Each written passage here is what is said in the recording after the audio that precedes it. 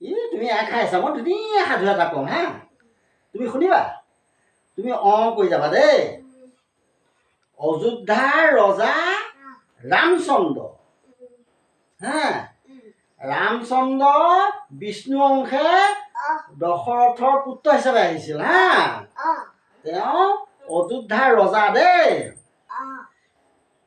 ৰামচন্দ্ৰই ৰজা হৈ থকা অৱস্থাত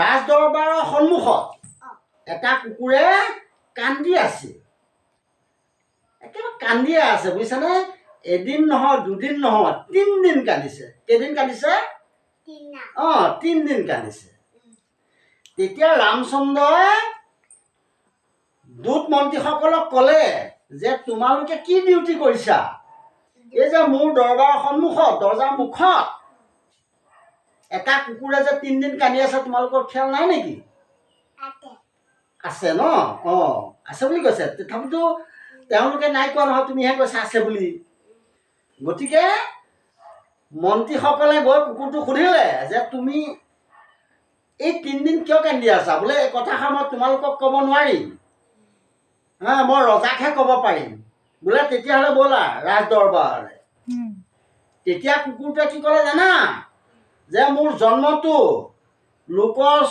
জোঠা চৰ কিল আদি খাবলৈ জন্ম হৈছে গতিকে ৰাজ দৰবাৰলৈ যোৱা অধিকাৰটো মোৰ নাই মোক ভগৱানে এনেকেই স্বজন কৰিছে গতিকে ৰজাকে পঠাই দিম মই ৰজাৰ আগতহে ক'ম তোমালোকৰ আগত নকওঁ দেই হয়নে শুনি ভাল লাগিছেনে মই কাৰ আগত ক'ম ৰজাৰ আগতহে ক'ম মন্ত্ৰীসকলে গৈ ক'লেগৈ কি যে স্বৰ্গদেউ আপোনাকহে মাতিছে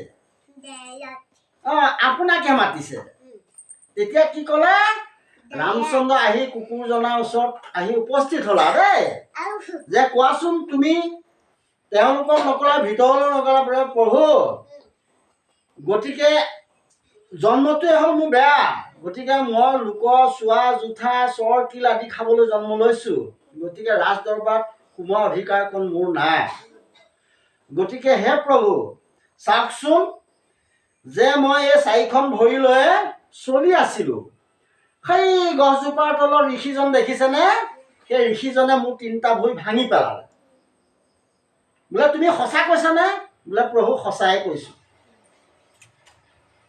বোলে চাওক মই এটা ভৰি এটা ক'লৈ যাম লোকৰ চোৱা জোঠা খাই যেনে পেটটো প্ৰৱৰ্তাই আছোঁ ন গতিকে এটা 3টা ভৰি ভাঙি দিলে মই কি অৱস্থা হ'ব তেতিয়া ৰামচন্দ্ৰ ৰজাই কি কৰিলে জানানে মন্ত্ৰী দুটক পঠাই পেলাই সেই ঋষিজনক ধৰি বান্ধি লৈ আহে দেখা তুমি মনোযোগ দি শুনা দেই তেতিয়া ৰজাই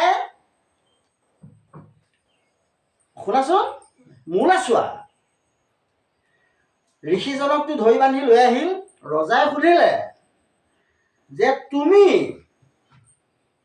এই কুকুৰটো 3টা ভৰি কিয় ভাঙি দিলা বোলে স্বৰ্গদেউ চাওকচোন মই কমণ্ডল মানে ঘটি দেই কমণ্ডলত অকণমান পায়স লৈ আহিছোঁ সেই পায়সকণ সি জঁপিয়াই জোঠা কৰি পেলালে মই কেনেকৈ খাওঁ ইমান ভোকত আছিলোঁ তেতিয়া ৰামচন্দ্ৰ ৰজাই ক'লে কি জানানে কাৰণ ৰামচন্দ্ৰ যে প্ৰভু ভগৱন্ত কোনেও নাজানে দেই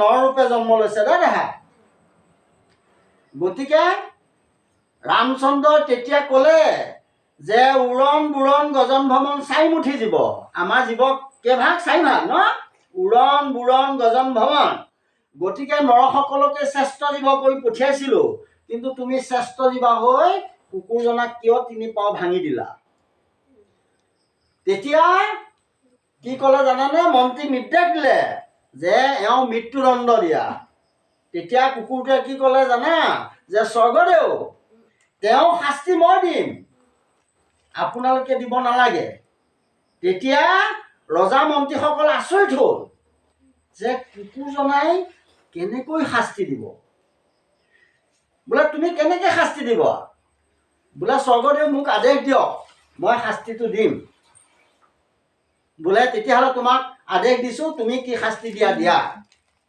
তেতিয়া কুকুৰজনে মুখলে চোৱা দেখা মুখলে চোৱা কুকুৰজনাই কি ক'লে জানানে যে স্বৰ্গদেউ এওঁক অমুক মন্দিৰৰ এটা পদ খালী হৈ আছে, পূজাৰী পদটো খালী হৈ আছে।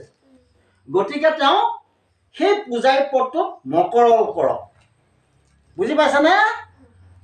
যেতিয়া তেনেকৈ ক'লে ৰামচন্দ্ৰই তেওঁক সেই মন্দিৰৰ পূজাৰী পদটো মকৰল কৰি দিলে। আৰু লগে লগে ঋষিজনে কি কৰিলে জানানে? 3টামান জাপ মাৰি একদম তালে দৌৰি গুচি গ'ল আৰু একেবাৰে লগে লগে মন্দিৰৰ পূজাৰী হৈ গ'ল আৰু। বুজি পাইছা? মন্দিৰৰ কি হ'ল? পূজাৰী হ'ল, হয়নে?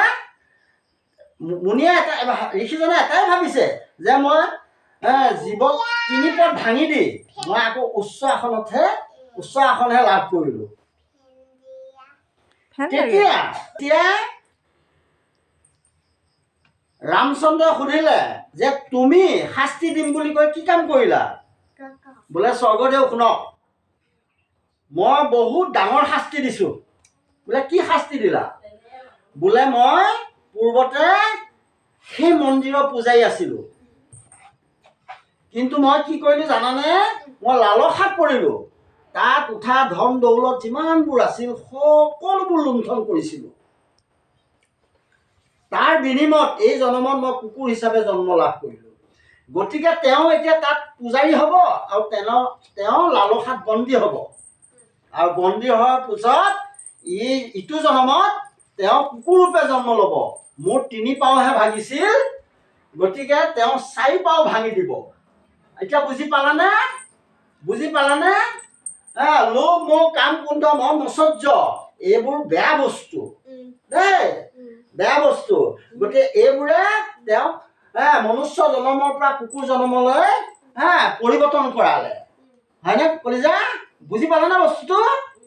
হ'বনে? আজি ইমানতে সামৰণি মাৰিছোঁ দেই। তুমি ওম বিষ্ণু কোৱা, ওম বিষ্ণু কোৱা, হৈ গৈ যা। ওম বিষ্ণু ওম বিষ্ণু ওম বিষ্ণু। হ'ল কৃষ্ণ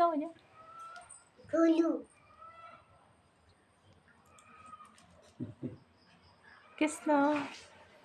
এইটো ইমান ধুনীয়া সাধু ক'লে কাকাই। কৃষ্ণ কোৱা। এইটো নামা